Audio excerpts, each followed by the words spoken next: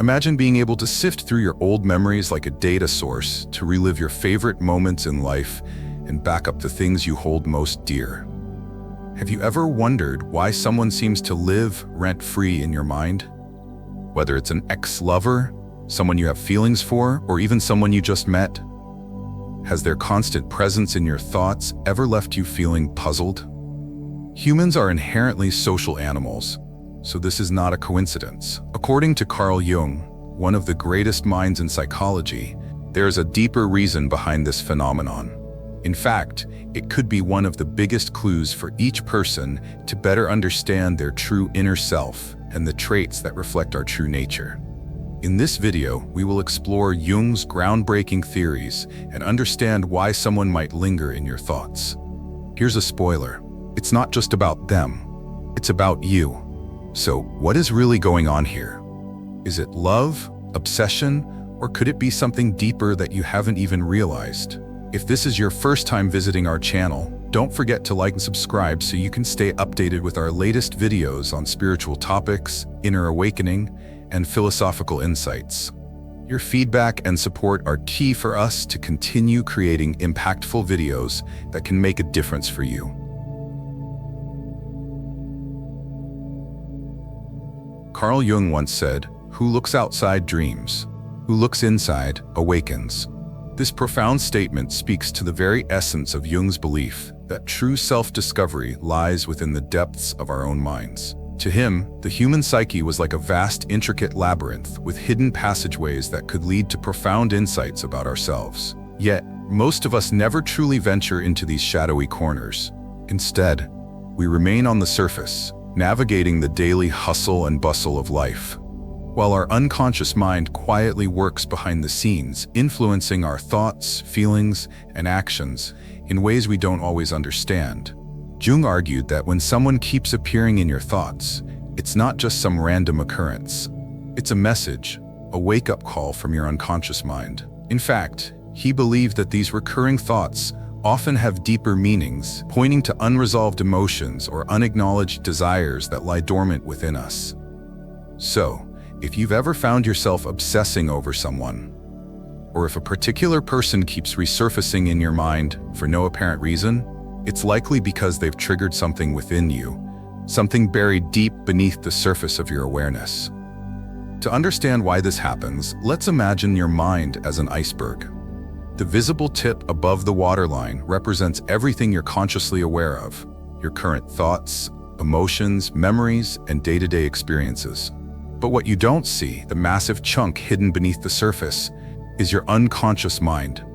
And that's where the real action takes place. This unconscious realm holds your repressed desires, unresolved emotions, and hidden fears. Things you may not be fully aware of, but that nevertheless influence your life in profound ways. Now, when a person keeps popping into your mind, it's often because they've somehow triggered something deep within this unconscious reservoir. Perhaps they reminded you of an old memory, something from your past that you haven't fully processed. Or maybe they represent qualities or traits that you admire or even envy, traits that you wish you could embody in your own life. For instance, maybe this person exudes confidence, kindness, or success, and that energy stirs up a longing or dissatisfaction in you. According to Jung, these recurring thoughts are not accidents, they are signals. They're messages from your unconscious mind, trying to get your attention and point you towards something that needs to be addressed or understood. But before you start to feel overwhelmed or worried that you're doomed to be haunted by these thoughts forever, remember this. Just because someone appears frequently in your mind doesn't mean you're destined to be consumed by them. In fact, it's an invitation, a call to look inward and reflect on what these thoughts might be telling you about your own inner world. Jung believed that by exploring the unconscious and bringing its contents into conscious awareness, we can free ourselves from the grip of these hidden forces and gain greater understanding of who we truly are. So when you find yourself thinking about someone, especially in a way that feels all-consuming or confusing, take a step back and ask yourself, what is my mind trying to tell me? Why does this person keep appearing? What do they represent? Could they be reflecting something about myself that I've been avoiding or ignoring? This process of self-reflection and introspection is not always easy, but it is an essential part of personal growth. Jung argued that the more we understand our unconscious desires, fears, and unresolved issues, the more we can integrate these aspects of ourselves into our conscious awareness. This integration is what leads to true personal awakening, a state of being where we are no longer controlled by unconscious patterns and are free to live more authentically and intentionally. In the end, the presence of someone in your thoughts is not a curse, but rather an opportunity for growth.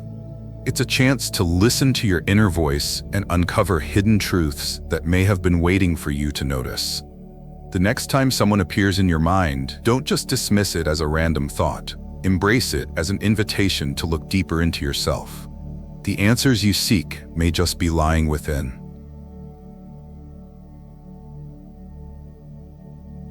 Meet your shadow. No, it's not the one you see stretching across the sidewalk on a sunny day. It's a much deeper, more elusive part of your psyche. Carl Jung, the famous psychologist, describes the shadow as the aspects of ourselves that we repress, deny, or ignore because they don't align with our idealized self-image. These are the traits, desires, and emotions that we would rather not acknowledge, often because they don't fit into the image of who we want to be. They remain buried in the unconscious, hidden from our daily awareness, yet they have a powerful influence over our behavior and emotions.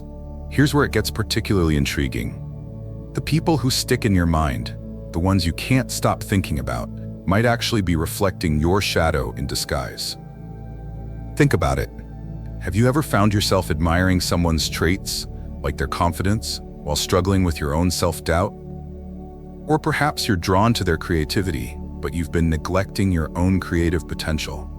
On the flip side, you might also feel intense irritation or even dislike for someone who embodies qualities you refuse to admit you have. Traits like arrogance, impulsiveness, or laziness.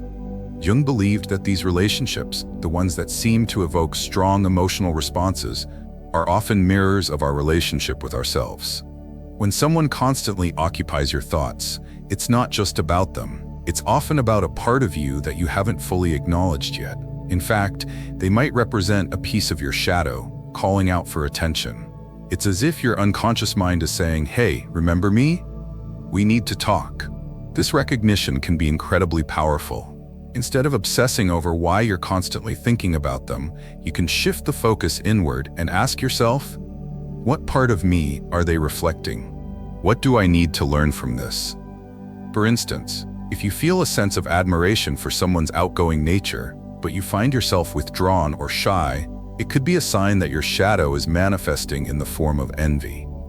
Perhaps you've repressed your own social desires or shy away from expressing yourself fully, but this person's confidence is bringing those unacknowledged feelings to the surface. Similarly, if someone's impulsiveness drives you crazy, it could be because you have a tendency to be impulsive as well, but have buried it due to fear or judgment. Your shadow is trying to make itself known, and by avoiding it or projecting it onto others, you're missing an opportunity to learn more about yourself. This process of self-reflection and understanding is not easy, but it's essential for personal growth. As Jung wisely noted, one does not become enlightened by imagining figures of light, but by making the darkness conscious. The shadow is not something to be feared or ignored. It's something to explore. The qualities you reject in others may be the very ones you need to embrace within yourself in order to grow and become more whole. So, the next time someone occupies your thoughts in a powerful way, don't just dismiss it as a fleeting thought. Take a moment to pause and reflect. What part of my shadow are they showing me? Are they highlighting something about myself that I've avoided or denied? Instead of viewing them as just another person you're obsessing over, see them as a mirror reflecting aspects of yourself that are asking for attention. By engaging with your shadow, you can begin to integrate these hidden parts of yourself, transforming them from unconscious forces that control you into conscious choices that empower you. Embracing the shadow is a path to self-awareness and enlightenment. It's about understanding the parts of you that you've hidden away and learning to accept and integrate them into your whole self. The shadow doesn't hold the power to hurt you. It only holds the power to help you grow, if you're willing to face it head-on.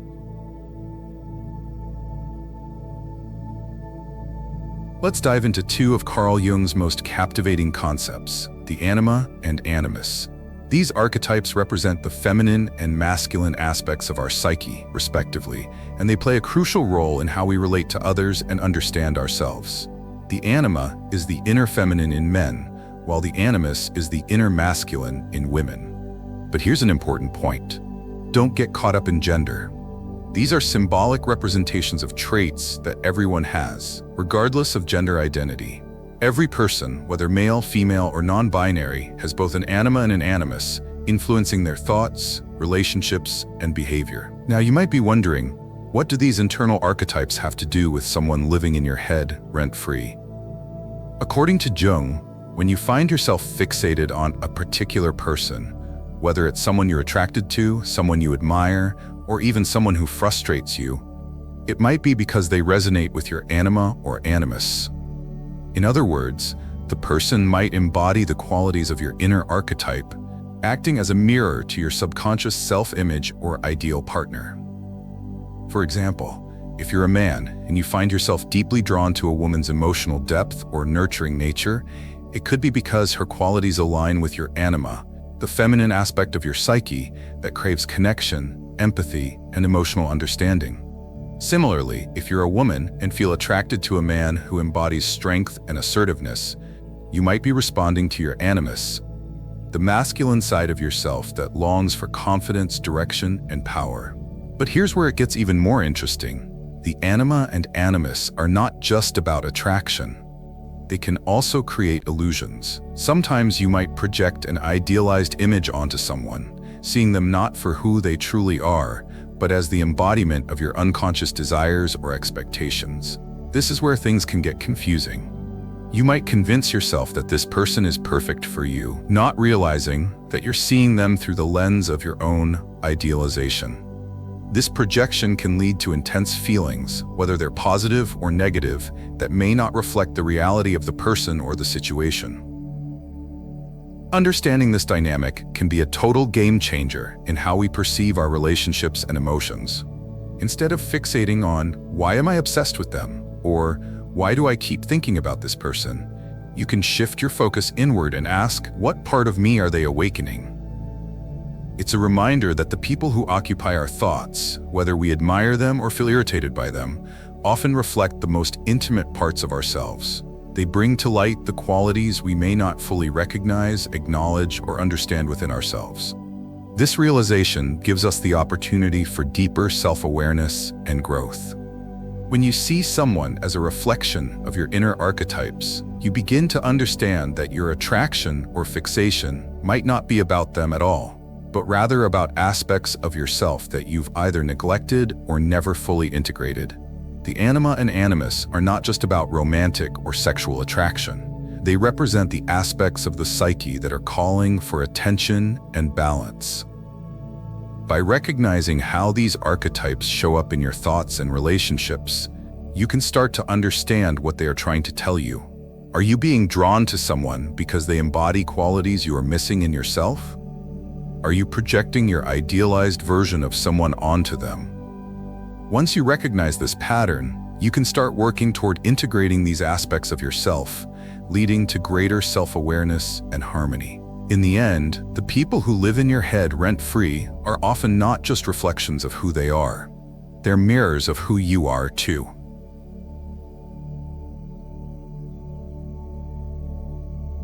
Here's where things get really fascinating. Carl Jung believed that much of what we feel about others has little to do with them and everything to do with us. This phenomenon is known as projection. Think of it as a mental movie theater.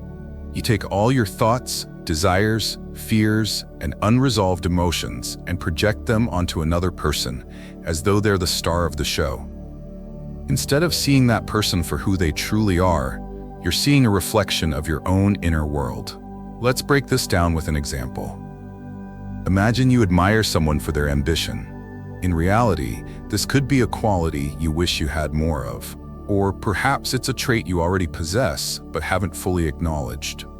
Maybe you're not recognizing your own potential, so you project that admiration onto someone else. On the other hand, you might dislike someone because they remind you of something you fear about yourself, like being overly critical or emotionally distant. In this case, you're projecting your own unresolved issues or insecurities onto them, making them the villain in your mental story. What's really interesting is that projection often feels so real that it's easy to mistake these feelings for facts. When you admire someone, you might think they're truly amazing, but in reality, you could be admiring qualities you've suppressed within yourself. Similarly, when you dislike someone, you might believe it's all about them, but in truth, it's more about something within you that needs healing or attention. Your unconscious is using them as a screen to project aspects of your psyche that are begging for recognition. Here's the tricky part. Because projection feels so genuine, it can be hard to see it for what it is. It's all too easy to become convinced that your feelings about this person are objective truths, not projections of your own inner world. This is where Jung saw an opportunity for profound personal growth. The next time you find yourself obsessing over someone, whether with admiration or resentment, take a moment to pause and ask yourself, what am I really seeing here? What does this say about me? By recognizing your projections, you can begin to reclaim those parts of yourself that you've been unconsciously displacing onto others. This process isn't easy, but it's incredibly empowering. As Jung wisely said, everything that irritates us about others can lead us to an understanding of ourselves. Instead of giving others so much power over your thoughts and emotions, you can take back control and begin a journey of deeper self-awareness.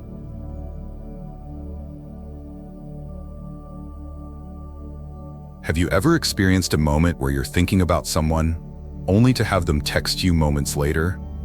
Or perhaps you've been reflecting on them for days or even weeks, and suddenly you run into them at a completely unexpected place.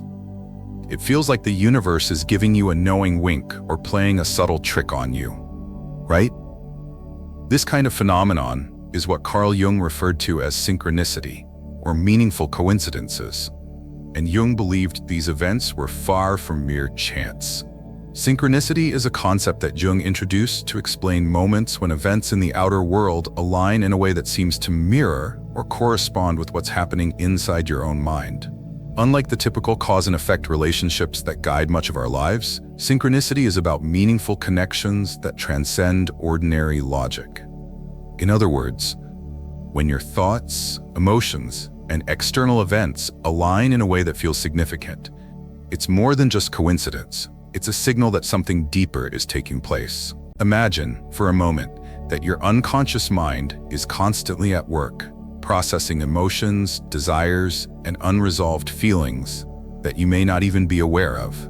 When you find yourself repeatedly thinking about someone, or when they suddenly appear in your life in an unexpected way, it could be because your unconscious is trying to draw your attention to something important. Perhaps it's not just about the person themselves, but what they represent in your internal world. Your mind may be focused so intently on this person that it starts influencing how you perceive the events happening around you. Or maybe there's a larger, unseen force at work, a cosmic link between your inner world and the external world that makes these events seem so perfectly timed. But here's the real twist. Synchronicity isn't just about random occurrences or good luck. Jung believed that these moments are more than just coincidences. They're a call to action. When a synchronistic event happens, it's an invitation to reflect on its meaning. Why is this person showing up in your life? What is the universe trying to tell you? These occurrences can be deeply revealing, offering insight into emotions, patterns, or desires you may not have fully confronted. For example, perhaps this person is triggering an unresolved emotion that you've buried deep inside. Maybe their presence in your life is forcing you to face a fear or insecurity that you've been avoiding. It's possible that they represent a path you've been too afraid to take, but their sudden appearance is nudging you to reconsider it. Or perhaps they are simply there to remind you of something important, your own ability to create meaning and purpose in your life. Jung argued that these meaningful coincidences should not be dismissed lightly. Instead of shrugging off such moments as mere happenstance, we should treat them as powerful signals from our unconscious or the universe itself. When something synchronistic happens, take a moment to pause and reflect. What part of your inner world is being activated by this event? Is there a hidden message or insight that can help guide you forward on your journey? The next time you experience a synchronistic moment, try to see it through a different lens. Instead of attributing it to mere chance, ask yourself, what is this moment trying to show me? How can I use this experience to deepen my understanding of myself and my life? As Jung wisely said, synchronicity is an ever-present reality for those who have eyes to see. It's a reminder that the universe, or your unconscious mind, may be trying to connect the dots between your inner and outer worlds, guiding you toward growth and self-awareness. Synchronicity isn't just about strange coincidences. It's a signpost along the path of personal discovery. So next time it happens, pay attention. There may be something deeper at work.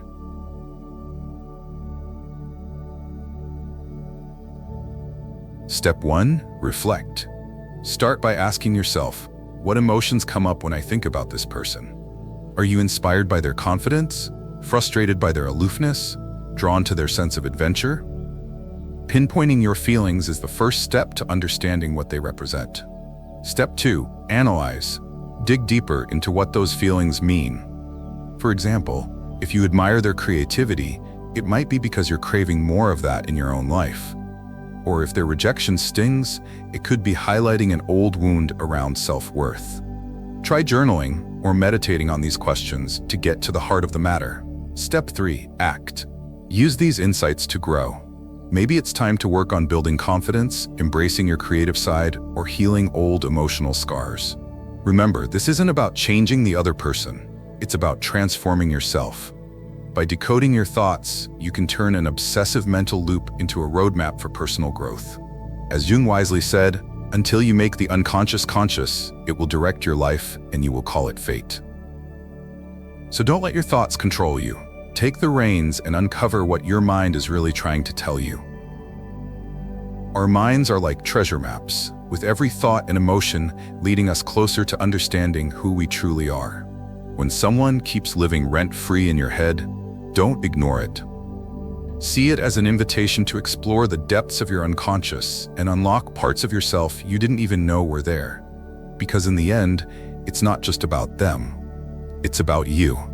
The people who linger in our thoughts are often the keys to our own growth. So take a deep breath, dive in, and discover what your mind has been trying to tell you all along. What do you think about the ideas presented above? Has there ever been someone or something that has rooted itself in your consciousness persistently? Could it be that in some way, these voices from the unconscious are revealing another side of your true self hidden within? Feel free to share your stories or memories in the comments below.